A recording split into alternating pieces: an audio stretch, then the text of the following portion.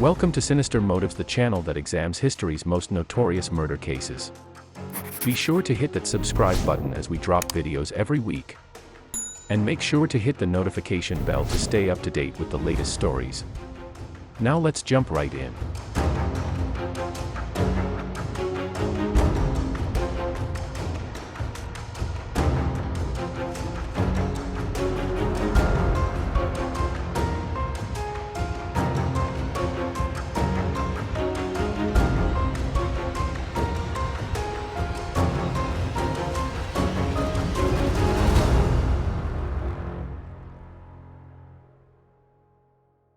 This show features real crime scene photos and actual participants. Illustrational stock footage is also used for narrational purposes. This video contains sensitive content and may not be suitable for children. Viewer discretion is advised.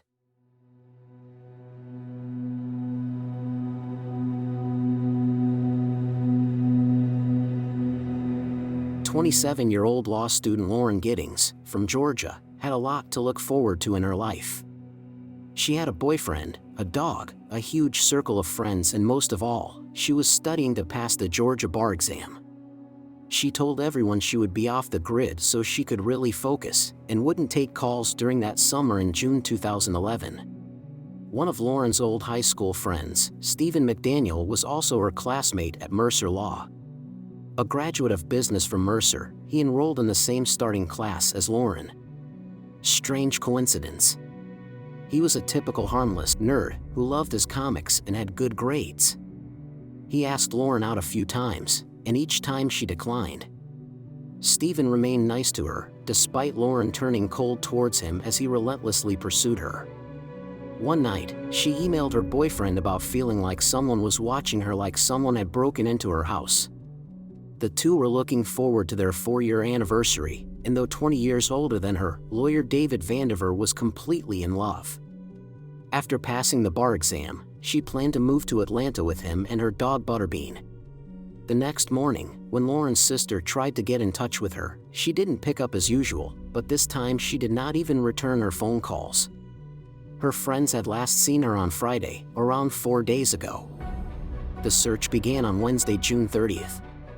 They went to investigate with a spare key and found that Lauren was nowhere around, prompting them to call the police. When officers arrived, they found no signs of forced entry. However, when they sprayed luminol in the bathroom, the floor, walls, and bathtub lit up, leading them to discover Lauren's remains. A strong smell from the dumpster revealed a torso in the trash, decomposing. Stephen McDaniel was giving an interview to a TV channel.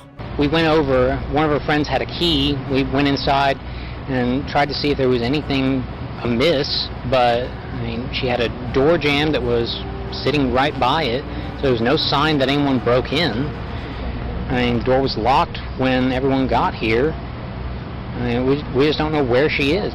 What about in the parking lot area? I know they've been doing a lot of, I think that's where they have recovered the body or whatever they recovered from there. Body? Had you heard had you seen anything there? Had you seen anything there? We don't know if this is the same person.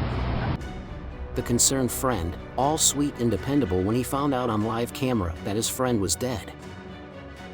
Strangely, after the show of grief, he goes back to answering questions, completely recovered from the shock. On July 6th, DNA testing confirmed that the torso did belong to Lauren Giddings. Police recovered a bloody hacksaw from the laundry area. Detectives began asking residents of the apartment complex if they could go through their apartments. Residents could say no, but they all let the police in. Stephen, however, was hesitant. Detectives told him that everybody else in the apartment complex had allowed them entry. On hearing this, Stephen let them in. Police found a set of spare keys to every apartment in Steve's home. He admitted to stealing 1 condom each from 2 of the apartments.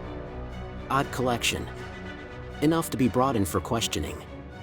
Failing to cooperate with the police, he was arrested. After his arrest, investigators found packaging for a hacksaw and a pair of underwear that had Giddings' DNA on it. It got worse. Several flash drives containing pornographic images of children were recovered from his apartment. Stephen finally admitted to using the master key to enter Lauren's apartment.